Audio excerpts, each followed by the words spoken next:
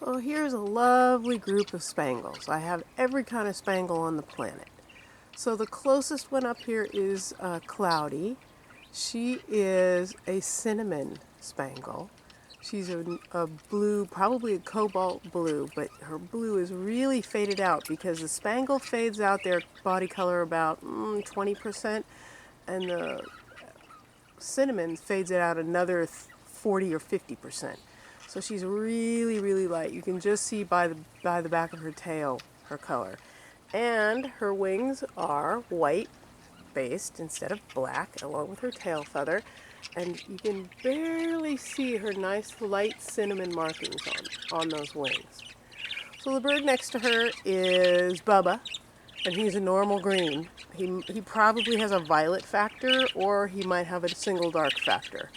But he has black wings with a yellow edge. Next to him is Sparky, who just came out here. He's out here in the flight cage for the very first time. He's a spangle, to be sure. He's a gray-green. One of the hallmarks of a spangle is that white cheek patch, right down there on the side of his chin. And he's a gray-green, and he has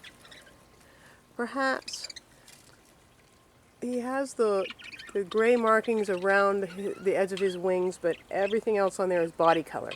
That is something that happens to spangles when they get older. A lot of them, oh, there she moved.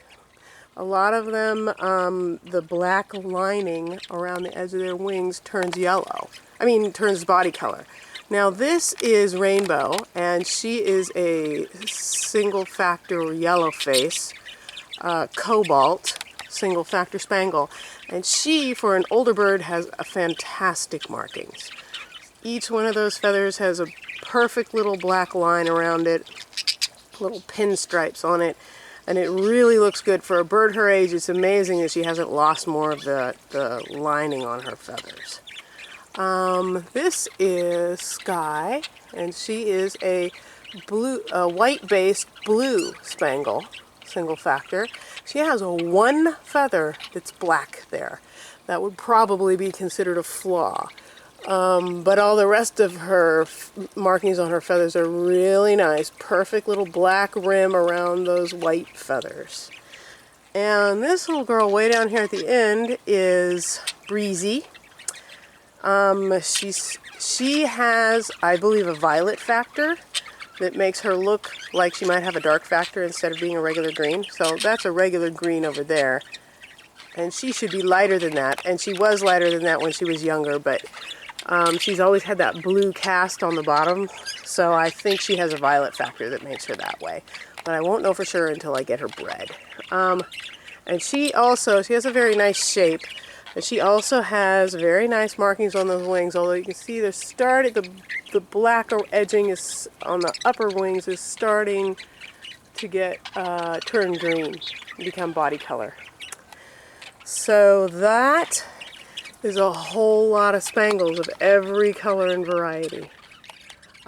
Sparky, I still think he might be a gray wing or a dilute on top of being a gray-green. If you look at him now, his babies, when I shine a camera on them, show the V on the back of their neck that mean they're opaline, but I don't see that with him. He has a little body color, but it's just because his wings are outlined with body color because he's a spangle. So I don't think he's an opaline, but it's hard to say because he also has specks on his head like an opaline does. So if you look at Lilith down here, she's an opaline, not a spangle. She has specks on her head, which is considered not a great trait, but apparently is pretty easy to breed out. Just breed her with something that's not an opaline and none of the babies will have specks. And Frost up here has specks on his head as an opaline too, and he is not a spangle. So maybe he is a spangle and you just can't really, where'd he go? There, so maybe he is opaline on top of spangle. He does have, you see just a few blackish grayish spots. But if you look at the top of his head, he does have spots up there. And 2 of his babies appear to be opaline. Since it's a sex-linked trait, he could pass that on to his daughters. See, you can get a really good look at those spots right there. So he could be an opaline too. It's kind of up for grabs. But we'll see.